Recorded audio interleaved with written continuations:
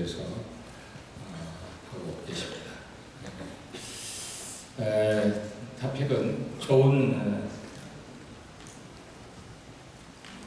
초음파 영상을 위한 기기 조작법과 초음파 에코의 이해 첫걸음에 대해서 발표해 주시겠습니다.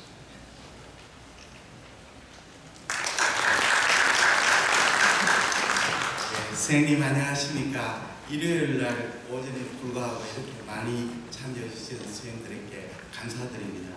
그리고 저를 소개해 주신 저한테 서승희씨, 심찬석 교수님 대단히 감사드립니다. 제가 오늘 맡은 제목은 좋은 초음파 영상을 위한 기기 조작법과 초음파 에코의 이해 첫걸음입니다. 사실은 기기 조작법은 상당히 많으신 분이 알고 계시는 파트가 되겠습니다. 그리고 제가 주로 이야기 드릴 거는 이제 초음파 에코 이해 첫걸음입니다.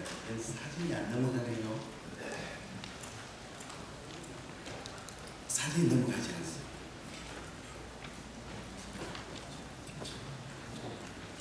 사진이 예, 이제 됐습니다. 초음파 검사는 비침섭적인 검사이고 리얼타임 검사입니다. 그리고 환자한테 전혀 해가 되지 않고 그 임상 현장에서 굉장히 유용한 검사입니다. 그러나 초음파 검사는 굉장히 검사자의 그 능력에 따른 검사입니다. 그래서 초음파 검사 실시간으로 진단을 해야 되고 또 초음파 검사에서 검사자의 능력이 굉장히 좌우되는 검사입니다. 초음파의 탐촉자는 컨벡스하고 리니어, 섹터가 있는데 일반적으로 이제 컨벡스가 많이 사용되죠. 이 로우 프리퀀시고 페네트레이션이 굉장히 좋습니다. 리니어 프로브는 이것은 이제 해상도가 좋지만 그 영상 자체가 화면이 자꾸 여기 꺼집니다. 계속 꺼집니다. 예, 이거는 페네트레이션이 나쁜 그런 검사입니다. 기계입니다. 그럼 초음파 기기 조작법에 개인이 제일 중요합니다. 전체적인 영상을 화면이 계속 꺼지는데 그 개인을 잘 줘야 돼요. 개인을 너무 밝게 하면 컨트라스트가 굉장히 나빠지고 노이즈가 커지게 됩니다. 개인을 낮춰버리면 굉장히 어두워지기 때문에 그래서 호중 개인을 맞추는 것이 중요한 검사가 되겠습니다. TGC가 굉장히 중요합니다. 초음파는 심부로 갈수록 화면이 계속 꺼집니다. 심부로 갈수록 어두워지거든요. 그래서 우리가 깊은 데 있는 것을 잘 볼 때는 TGC를 오른쪽으로 해가지고 심부를 잘 보이도록 하고 화면을 또 잘 안 보일 때는 화면을 조절하고 이렇게 적절하게 TGC를 조절해가 검사의 화면을 고르게 해줘야 됩니다. 그 다음 프리퀀시입니다. 주파수가 중요합니다. 그리고 일반적으로 이제 초음파가 주파수를 높게 하면 초음파가 페네트레이션이 나빠지고 해상력은 좋아집니다. 그러나 이제 주파수를 너무 높여버리면 심부까지 도달하지 않기 때문에 적절한 프리퀀시로 관찰해야 되겠습니다. 화면이 계속 지금 문제가 있는 모양인데 쭉 화면 보였다. 예, 포커스가 중요합니다. 초음파는 이제 음속을 갖다가 집속을 시키거든요. 자기가 화면이 제일 잘 보시려 하는 부분을 가지고 음속의 폭을 줄여가지고 이 부분을 잘 보도록 관찰해야 됩니다. 근데 최근에 기계는 멀티포커스 초음파 기계가 있어가지고 굉장히 좋습니다만 멀티포커스를 하면 그 화면의 프레임레이트가 적어져가지고 움직이는 물체를 보는 데는 굉장히 지장이 있습니다. 그 다음 다이나믹 레인지가 있습니다. 이 체내에서 반사된 초음파를 갖다 어떻게 이제 포시를 하느냐가 다이나믹 레인지입니다. 다이나믹 레인지를 너무 높이게 되면 이 초음파의 부드러운 영상이 되지만 미세한 에코의 차이를 볼 수가 없습니다. 다이나믹 레인지를 너무 좁혀버리면 이것은 이제 화면의 대조도는 좋아지지만 이 화면이 거친 영상이 됩니다. 그래서 보통 복고의 다이나믹 레인지는 50에서 55 정도로 맞추게 됩니다. 그 다음에 초음파 이해에 대해서 말씀을 드렸습니다. 초음파는 무엇이냐 하면 결국은 우리가 가청 주파수가 20에서 2만 헤르츠가 되는데 이보다 더 높은 주파수를 초음파를 합니다. 이 동물은 박쥐하고 돌고래가 초음파를 사용하고 있습니다. 박쥐가 사용하는 초음파는 프리퀀시가 높고 근거리를 보고 돌고래가 사용하는 상당히 이제 프리퀀시가 좀 낮으면서 멀리까지 갑니다. 우리가 초음파에서 의학용상 초음파는 3에서 15MHz, 그래서 1MHz가 100만이기 때문에 이건 굉장히 높은 주파수가 됩니다. 그래서 이 정도의 높은 주파수는 이 초음파가 공기를 잘 통과하지 못하기 때문에 재를 사용해 가지고 투과도를 높여줘야 됩니다. 초음파는 영상이 이제 탐척사에서 초음파가 나오면 투과, 산란, 흡수, 반사가 일어나는데 이 초음파가 반사가 많이 되면 고에코가 됩니다. 그러나 투과가 되어버리면 돌아오는 것이 없기 때문에 무에코로 되게 됩니다. 그리고 우리가 영상에 돌아오는 것은 이제 산란이 들어오게 되죠. 산란된 초음파는 이 저에코로 나타나게 됩니다. 초음파를 공부하시는 처음에 입문자들은 제일 오해하는 것이 우리가 딱딱한 물질이 고에코고 소프트한 물질이 저에코고 물이 무에코로 생각하는데 그렇지 않습니다. 물질이 딱딱하냐 소프트하냐 전혀 관계없고 초음파 비무의 물질에서 반사가 많이 되고 더 많이 들어오면 고에코고 투과가 많이 되면 에코가 떨어지게 됩니다. 그러면 우리가 초음파의 에코에 대해서 설명을 드리겠습니다. 초음파의 에코는 무에코, 강에코, 고에코, 저에코, 아이소에코로 나눕니다. 이 무에코는 초음파 빔이 통과해가 투과가 되고 들어오지 않는 경우가 됩니다. 간낭종을 예로 설명을 드리겠습니다. 헤파틱 시스트의 에피세리움을 둘러싼 트로시스트죠. 이 상피셰프로 둘러싼 이 시스트는 경계가 스무스하게 되겠습니다. 그리고 후방 음량 증강이 생기게 됩니다. 이 시스트가 후방 음량 증강이 되는 것은 초음파 빔이 어테뉴에이션이 감쇄가 적게 일어나서 주위 조직에 비해서 투과가 많이 되기 때문에 뒤쪽 부분에서 강하게 나타납니다. 왜 그렇게 강하게 나느냐면 초음파 빔의 어테뉴에이션이 많아지고 그런 것이 아니고 초음파 빔이 감쇄가 적게 되고 이 초음파 기계 세팅이 균질하게 보이기 위해서 뒤쪽에서 좀 음향을 증강시켰기 때문에 그렇습니다. 그리고 이 시스트를 통과할 때 이 굴절이 일어나게 됩니다. 초음파가 속도가 빠른 주위 조직에서 시스트로 들어갈 때 시스트는 물 부분은 음속이 줄어들게 되죠. 이럴 때는 초음파 빔이 안쪽으로 리프렉션 됩니다. 반대로 HCC처럼 셰퍼의 밀도가 높을 때는 초음파 빔이 속도가 느린 부분에서 빠른 부분으로 갈 때는 바깥쪽으로 리프렉션을 일으키게 됩니다. 그래서 이거는 헤파틱 시스트고 안쪽으로 리프렉션 되고 HCC는 라테랄 쪽으로 바깥쪽으로 리프렉션 됨을 알 수가 있습니다. 그 다음에 간낭종에서는 이 헤파틱 시스트와 간낭종의 구별이 굉장히 중요합니다. 크로닉 리버 디지즈나 리버 시로시스에서 헤파틱 시스트는 무에코고 HCC는 저에코죠. 사실은 무에코, 저에코의 차이가 굉장히 적습니다. 경우에 따라 프로야구에서 시즌에 3할 타자하고 2할 부품 구리 타자하고 안타수가 서너 개밖에 차이가 안 나죠. 감별이 잘 안 됩니다. 그래서 헤파틱 시스트와 저에코 HCC의 감별점은 첫째 피막이 있으므로 시스트는 경계가 스무스합니다만 HCC는 주위에는 파이브러스 티슈이기 때문에 주위의 경계가 불분명하죠. 일레귤러합니다. 두 번째 형태가 헤파틱 시스트는 라운드 내지 오발이지만 HCC는 이렇게 끝이 뾰족한 그런 맛이 있습니다. 세 번째 후방 음량입니다. 헤파틱 시스트는 비교적 강한 후방 음량을 나타내지만 HCC는 약한 후방 음량을 나타냅니다. HCC는 세포의 밀도가 높기 때문에 초음파 빔이 잘 통하죠. 그래서 후방 음량이 보입니다만은 시스트에 비해서 훨씬 약합니다.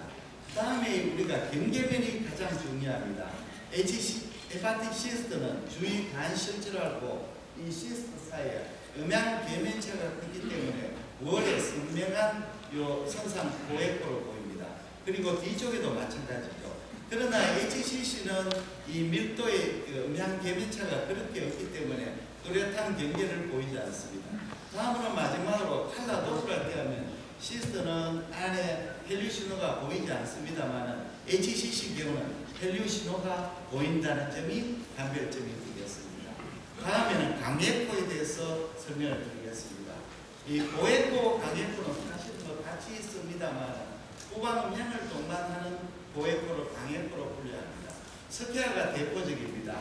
이 스테아의 경우는 초음파비 스테아하고 경계면에서 강한 반사를 일으켜가 선상 고액포를 만들고 통과하면서 흡수가 하고 산란이 일으켜가 뒤쪽에는 클리어 섀도우를 만들게 됩니다. 다음에 강액포로 보이는 공기가 됩니다. 공기는 우리가 주파수가 낮은 음파는 공기를 잘 통과하죠. 그러나 우리가 의학용에서는 고주파, 진단용 초음파는 공기를 잘 통과하지 못합니다. 그렇게 되면 작은 공기일 때는 점상 고액포로 보이고 공기가 좀 소량의 공기가 모여있고 그 안에 공기방울 안에 액체가 절연될 때는 초음파 빔이 안에서 리버브레이션을 일으켜가지고 링다운 아티팩트를 보입니다. 이렇게 선상 고액포에서 링다운 아티팩트를 보인다는 것은 공기를 시사하는 아주 중요한 소견이 되겠습니다. 공기가 대량으로 많을 때는 뒤쪽으로 더티 섀도우를 만들게 됩니다. 그리고 대량의 공기가 절의될 때는 이렇게 리버브레이션 아티팩트가 뚜렷하게 나옵니다. 이와 같이 이런 아티팩트들은 공기를 시사하는 아주 중요한 소견이 되겠습니다. 다음에 고액포에 대해서 설명을 드리겠습니다. 지방간이 대표적인 고액포인데 우리가 패티 리브에서는 이 미어필드에서 고액포로 나오고 신부에서는 에코가 감쇄가 심해가 저액포로 보이게 됩니다.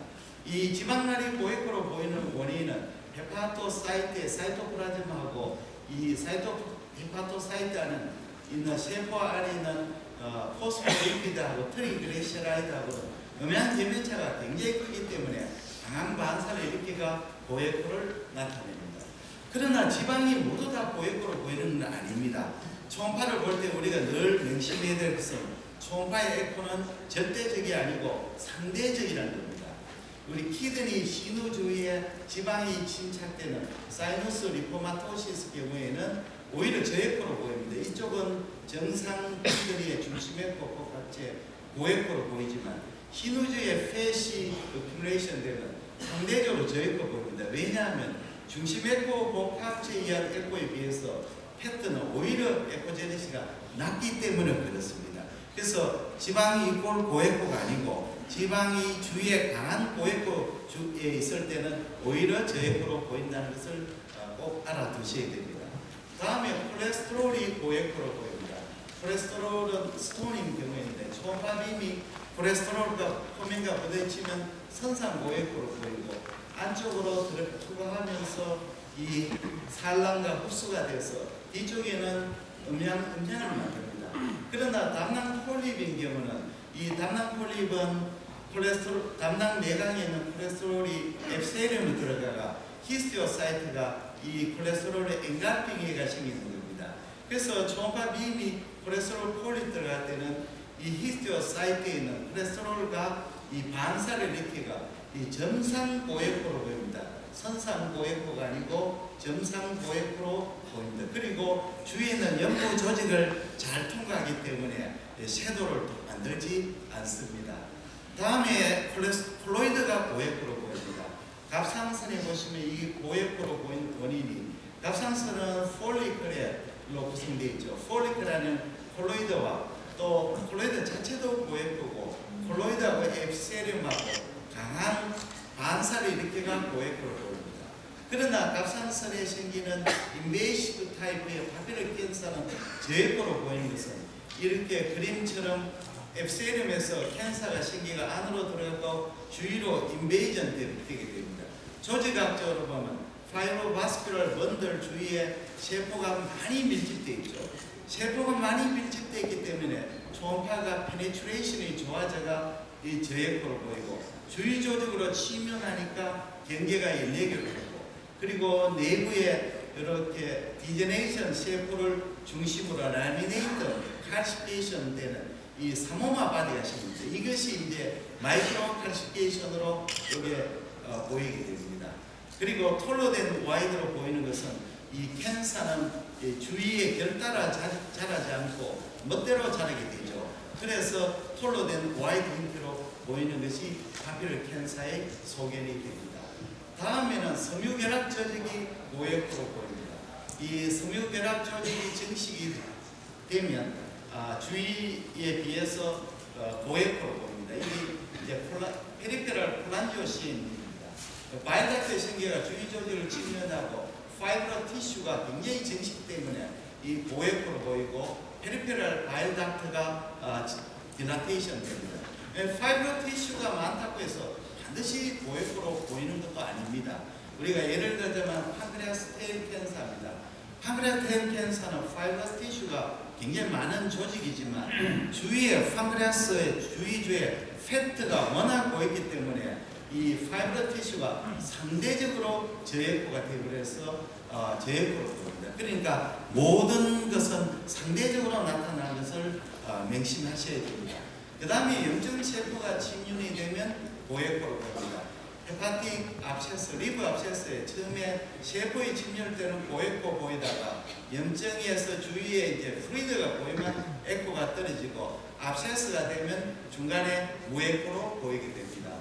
그 다음에 간내 전이암의 경우에서 리버 메타세이스도 응고개사가 이렇게 되면 고액포로 보입니다. 전이성 간종양 중에서 세포 성분이 많은 전이성 간종양은 음양 투과의 증가로 저액포로 보입니다만 센터 부분에 중심 부분에 블러드 베슬이 적어지면 코게네션 네크로시스가 되고 고액포로 보입니다.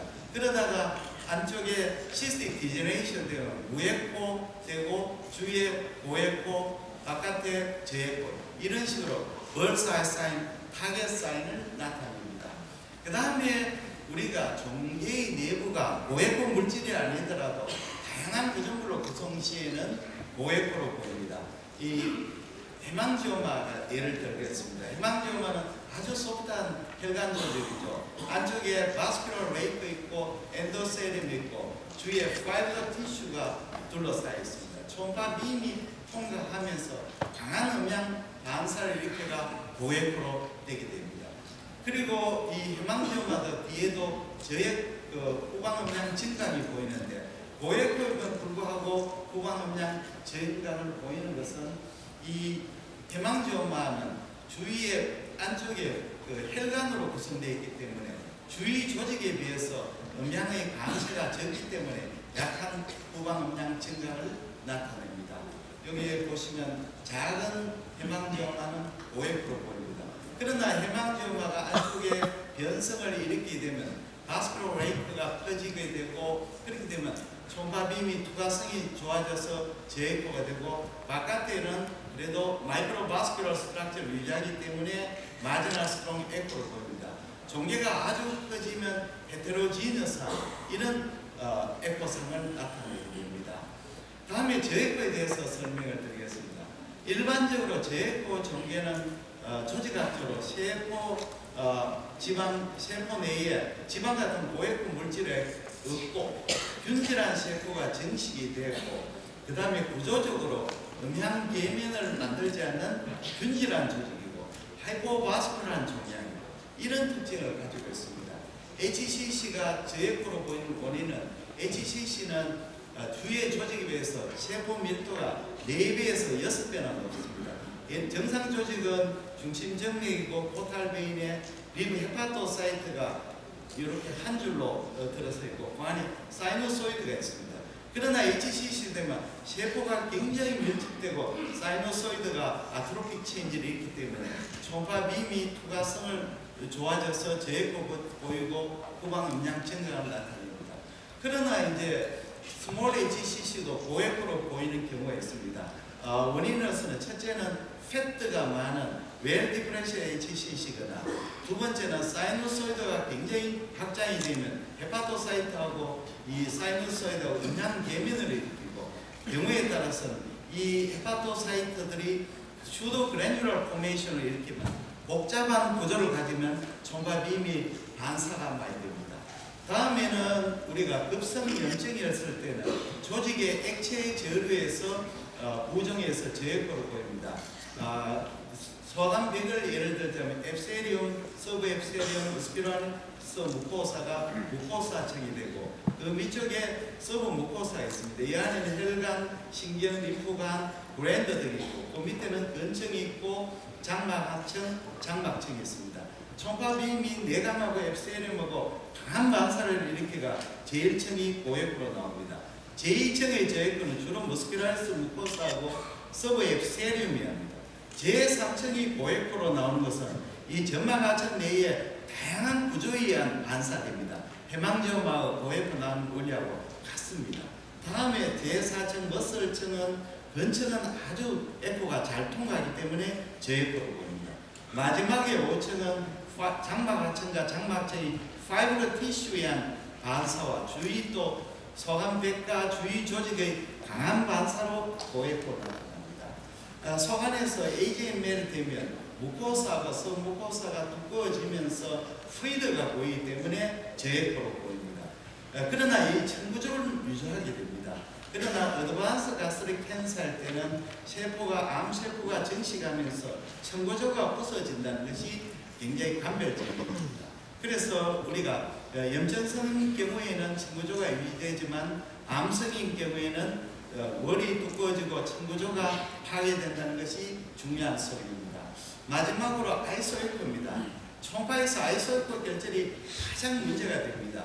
이것은 총파 진단은 병변과 주위 조직의 에코 대조도로 발견하기 때문에 아이소에코 병변은 찾기가 어렵습니다. 그러나 이 아이소에코 병변을 찾아내는 포인트는 첫째, 아이소에코 결절과도 돌출 시에는 병변의 발견이 프로가 됩니다.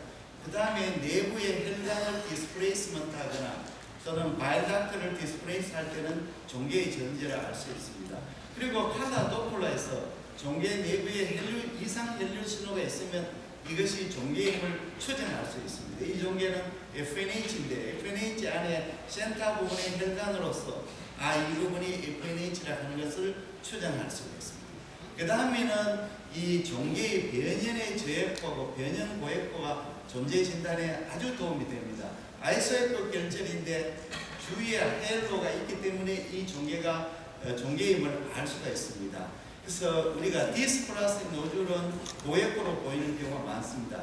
왜냐하면 이스케믹 체인지 때문에 패드가 큐뮬레이션 되죠. 그 안쪽에 HCC가 생기면 센터 부분은 저액고되고 페리페럴 고액고가 되죠. 이것이 이제 더 심해지면 경계가 처음에는 불명확한 경우도 있고 경계가 명료한 경우인데요. 의리 HCC는 크기 조기 간시에 포함 2cm 이하를 스몰 HCC가 하는데 스몰 HCC 중에서 경계가 불분명한 것을 의리 HCC라고 하고 경계가 분명한 것은 프로레스 HCC로 구분을 하고 있습니다. 마지막으로 내부가 불균질한 내부 에코상을 보이는 경우가 있습니다. 헬로를 동반하는 HCC에 다 있습니다. 코아귤레이션을 동반하는 메타세이 캔서가 대표적인 예가 되겠습니다. 이 HCC의 변연의 하얀로 있고 그 다음에 모자이크 패턴을 보이기도 하고 메타세이 캔서는 이 부분이 코아귤레이션 네크로시스, 센터 부분이 시스틱 디제네이션 이렇게 보이게 되겠습니다. 지금까지 총파 에코에 대해서 설명을 드렸습니다.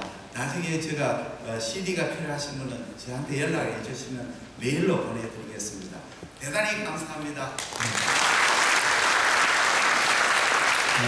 총파 이미지가 어떻게 형성되는지에 대해서 이해하기 쉽도록 잘 설명을 해주셨습니다. 질문이 필요하겠습니다. 네, 아직 질문 없으신데 다운받으신 어플리케이션 이용해서 저쪽에서 질문을 올려주시면 저희가 화면 띄워서 알려드리도록 하겠습니다. 지금 시간이 오버돼서 다음 연장으로 보도록 하겠습니다.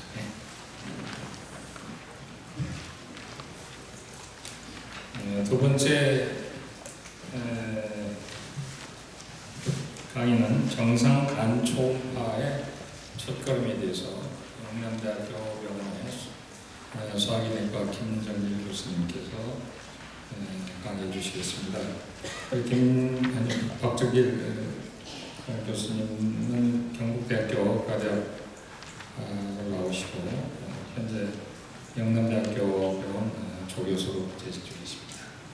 강의 부탁드리겠습니다. 수고 말씀 감사드립니다. 제가 말씀드릴 강의 제목은 정상 간초음파의 첫걸음입니다. 이번 시간에는 기본적인 자세와 스캔시 주의점, 해부학적인 위치와 구조물, 리버 파렌키마의 패턴에 대한 내용을 준비하였습니다. 정상 초음파는 중천 초음파에서 상복부 초음파에서 가장 많은 시간을 소요하는 것이 초음파입니다. 간은 립케이지로 보호되어 있기 때문에 다이렉트하고 접근할 수가 없고 우리는 반드시 서브코스탈이나 인터코스탈 비율로만 접근을 할 수가 있습니다. 또한 간은 한 번에 스캔을 하기에 너무 크기 때문에 우리는 다양한 방향과 다양한 각도로 접근을 하여야 합니다. 따라서 브라인드 스폿이 생길 가능성이 많고 그 브라인드 스폿을 최소화하기 위해서 꼼꼼하게 검사할 필요가 있겠습니다. 물론 테크니컬하게 꼼꼼하게 검사하는 것도 중요하지만 쉽게 관찰할 수 있는 것이 환자의 자세와 호흡입니다. 오른쪽 위쪽 사진과 같이 몸이 되게 좋은 환자가 왔을 경우는 어떤 자세로 해도 크게 검사를 하는데 무리가 없지만 중간에 있는